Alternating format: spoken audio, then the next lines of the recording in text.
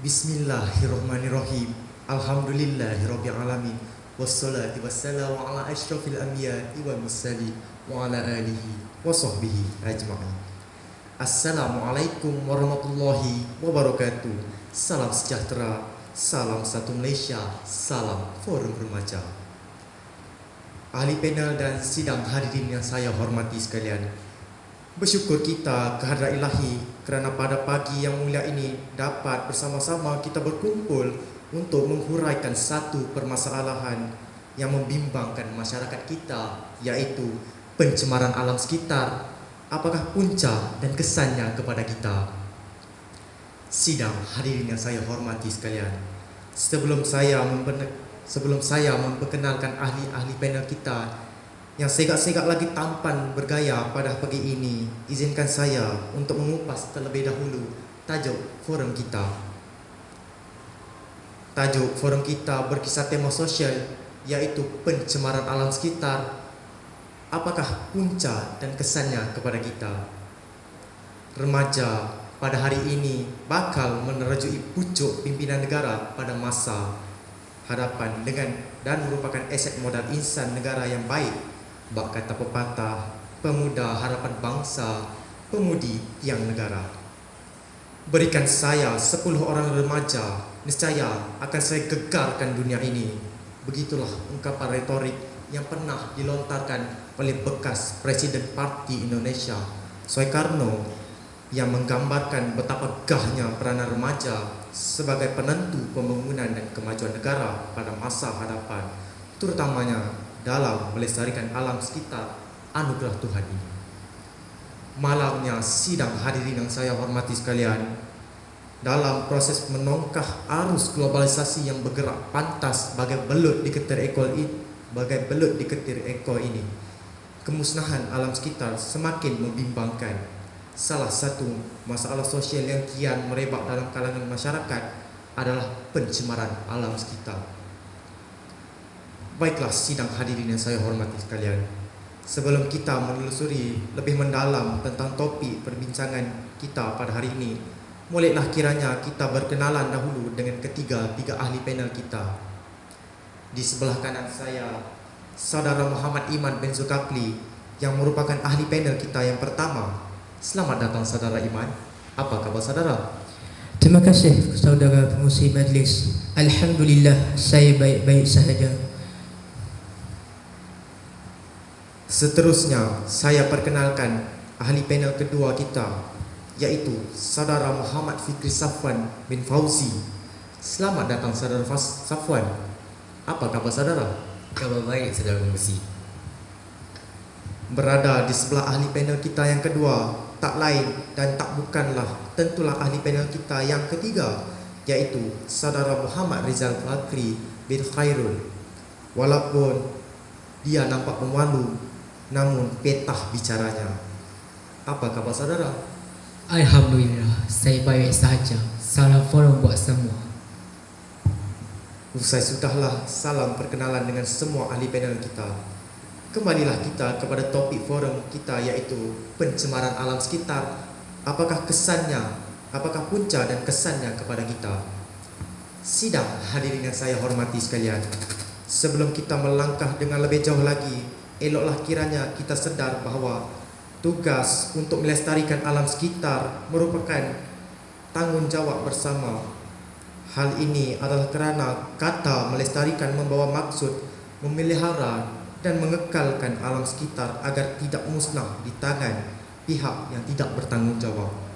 Bagi menjawab persoalan ini serta membincangkan tentang punca dan kesan pencemaran alam sekitar, izinkan saya mengajukan soalan pertama kepada ahli panel pertama kita, Saudara Iman. Mohon saudara merungkaikan persoalan pencemaran alam sekitar ini kepada semua. Terima kasih kepada saudara pengurusi majlis. Assalamualaikum warahmatullahi wabarakatuh, dan salam sejahtera kepada sidang hadirin yang dihormati. Sebelum kita membincangkan kesan-kesan pencemaran alam sekitar, adalah lebih baik kita kenal pasti beberapa jenis pencemaran yang wujud di sekitar kita terlebih dahulu. Pencemaran alam sekitar membawa maksud perbuatan mencemarkan alam sekitar dengan unsur-unsur yang kotor, maka sesuatu yang pada asalnya bersih dan dapat digunakan dengan baik dan selamat telah menjadi tidak bersih atau kotor dan mendatangkan mudarat apabila digunakan. Apa yang dibimbangkan ialah mudarat ini melibatkan manusia dan haiwan dan berpotensi membawa maut kepada pengguna akibat pencemaran tersebut. Antara punca yang diwartakan sebagai penyebab pencemaran ini terbahagi kepada dua jenis, iaitu faktor semula jadi dan faktor manusia.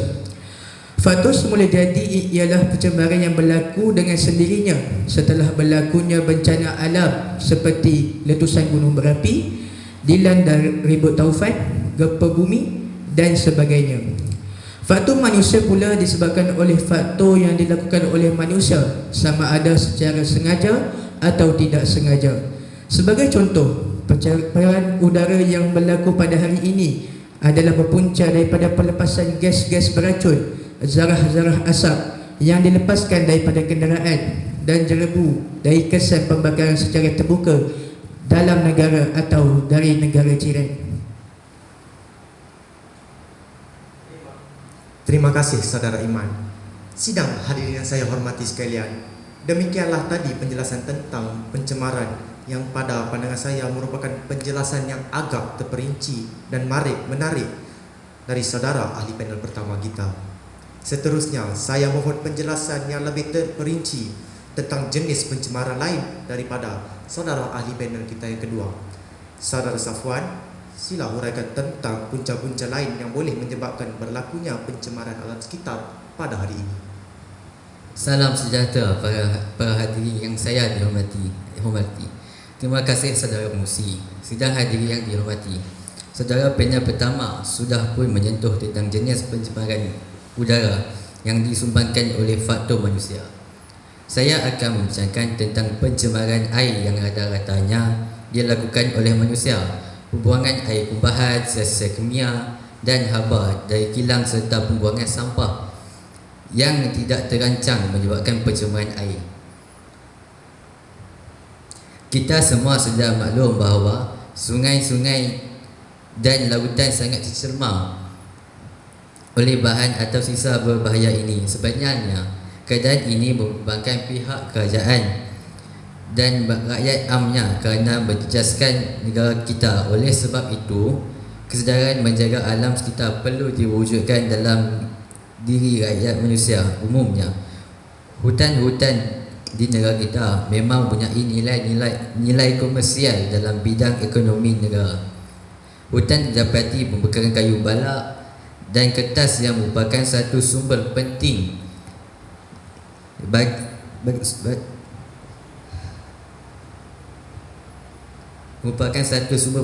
bagi pendapatan mata wang asing.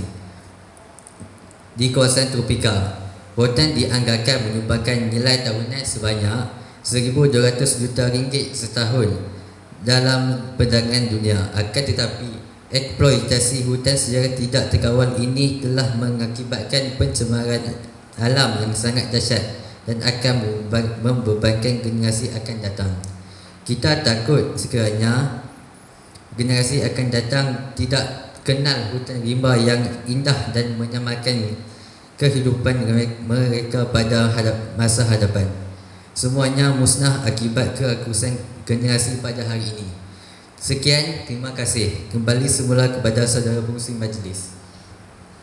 Terima kasih saudara ahli panel kedua atas penjelasan yang panjang lebar tentang jenis-jenis pencemaran lain yang boleh memusnahkan alam sekitar kita. Sahabat-sahabat ahli panel dan sidang hadirin yang saya hormati sekalian, apakah punca pencemaran?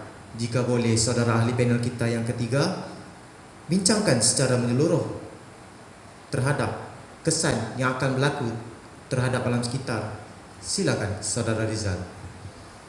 Bismillahirrahmanirrahim. Assalamualaikum dan salam sejahtera. Terima kasih kepada saudara pengurusi majlis. Jenis-jenis pencemaran telah pun dibincangkan oleh dua orang panel sebelum ini. Apabila jenis pencemaran dapat dikenal pasti, maka kita tidak boleh lari dari membincangkan punca-punca berlakunya pencemaran ini. Tidak dapat dinafikan bahawa pembangunan amat penting untuk kemajuan sebuah negara. Namun, pembangunan yang tidak seimbang dengan kemampuan alam sekitar akan menyebabkan konsep pembangunan yang berterusan tidak akan dapat direalisasikan. Saudara pengerusi dan sidang hadirin sekalian, punca utama pencemaran ini ialah sikap tidak bertanggungjawab sesetengah individu atau sesebuah organisasi. Sebagai contoh, aktiviti ekonomi seperti pembukaan kawasan perumahan dan perindustrian yang baru amat diperlukan, tetapi pada masa yang sama, ekosistem bagi sesebuah kawasan juga amat perlu dipelihara. Sebarang penebangan pokok dan penarahan bukit perlu diganti dengan tindakan pemeliharaan yang dilaksanakan oleh pihak terlibat. Hal ini demikian kerana penanaman semula dapat mengelakkan kepupusan flora dan fauna. Selain itu, punca pencemaran lain adalah penggunaan sumber tenaga yang mencemarkan alam sekitar seperti menggunakan bahan diesel dan bahan bakar yang lain.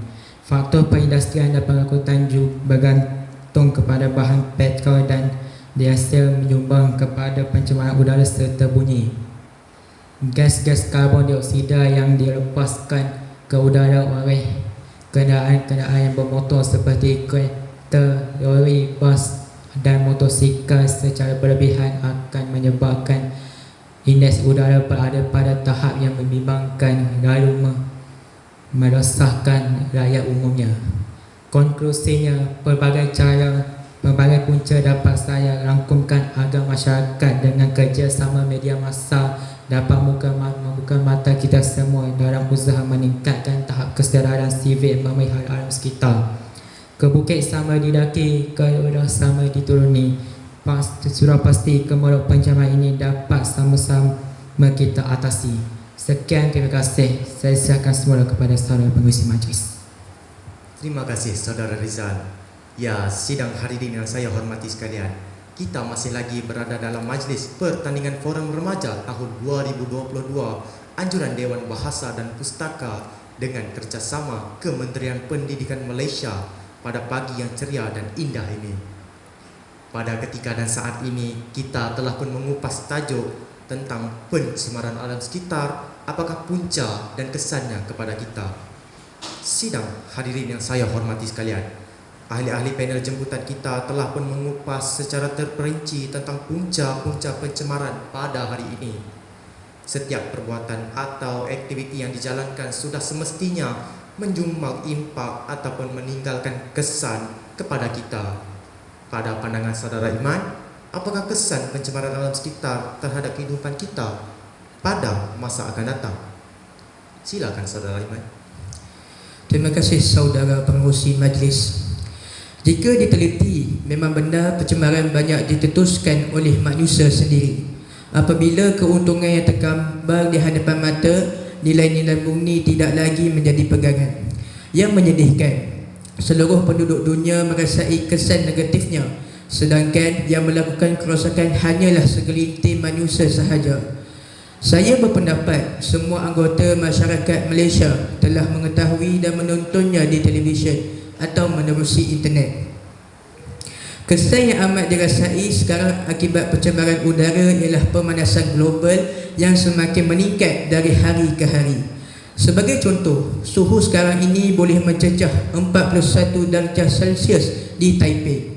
Ini menunjukkan bahawa pemanasan global telah mengubah cuaca dan sistem iklim dunia. Ribut taufan misalnya berlaku dengan amat kerap, terutama di bahagian utara di semenanjung Malaysia. Selain itu, berlakunya pencemaran serius secara global termasuklah kesan rumah hijau, pemusnahan ozon dan hujan asid. Sementara itu, pengeluaran gas monoksida iaitu sejenis gas beracun yang boleh membunuh sekiranya terkumpul dalam kawasan yang tertutup. Sejenis lagi unsur yang boleh terhasil melalui penggunaan kenderaan bermotor ialah sejenis plumbum yang sangat beracun dan boleh menyebabkan kerosakan otak, terutamanya dalam kalangan kanak-kanak. Begitulah berbahayanya keadaan kita jika terpaksa mengharungi situasi-situasi udara tercemar dengan unsur-unsur kimia dan mampu membawa kematian kepada rakyat. Informasi-informasi sebegini sangat penting untuk diwar-warkan supaya rakyat mengambil cakna akan keburukan pencemaran lalu mengambil langkah untuk melestarikan alam sekitar. Sekian, terima kasih. Kembali semula kepada saudara pengurusi majlis. Saudara pengurusi, izinkan saya menyuarakan sebuah fikiran tambahan berdasarkan ulasan ahli panel yang pertama tadi. Oh, silakan saudara Safwan. Kita masih lagi membincangkan tentang kesan-kesan pencemaran alam sekitar kepada rakyat, terutamanya pada peringkat global.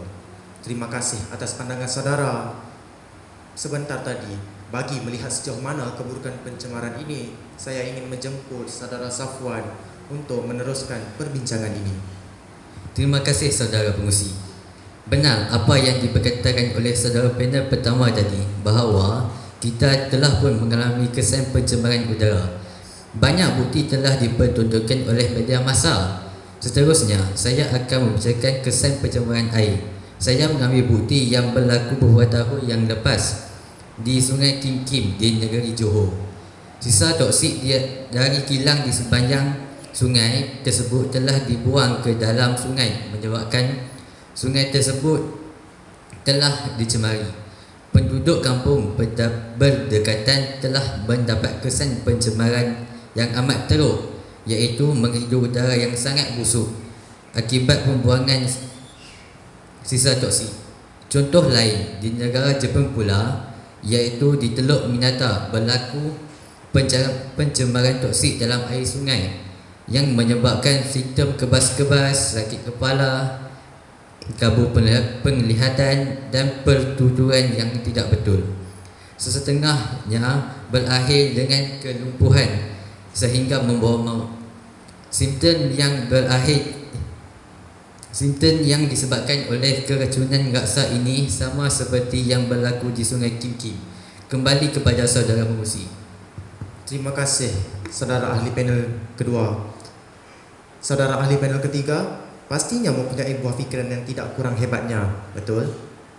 Sedikit kupasan tentang langkah mengatasi pencemaran alam sekitar kita serahkan kepada saudara ahli panel kita yang ketiga. Silakan saudara Rizal. Terima kasih kepada saudara pengurusi majlis, ahli panel dan sidang hadir yang dihormati sekalian. Kesan pencemaran bukanlah sekadar berlaku di negara kita yang tidak diseria dengan rapi. Apabila disebut tentang kematian sains dan alam sekitar ini, yang terbayang-bayang ialah tindakan yang pihak kementerian lakukan.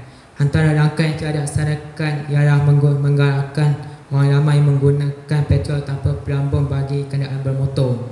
Mencari alternatif selain daripada minyak juga ada penting bagi tujuan untuk mengurangkan kesan pencemaran alam sekitar. Dua bahan yang dicadangkan ialah penggunaan gas asli dan propana. Pada peringkat antarabangsa pula, Malaysia bersama-sama dengan Indonesia melalui ASEAN telah pun menyalurkan pandangan mereka mengenai isu Selat Melaka. Satu rancangan yang dikenali sebagai rancangan kontingensi kebangsaan mengawal tumpahan minyak telah pun diadakan di Jabatan Alam Sekitar. Objektif kerjasama serantau ini ialah untuk merealisasikan dengan membolehkan suatu tindakan serta-merta dapat dijalankan bagi mengawal tumpahan minyak di perairan serantau. Demikianlah pandangan saya tentang langkah-langkah mengatasi pencemaran terutamanya di negara kita ini. Sekian, terima kasih.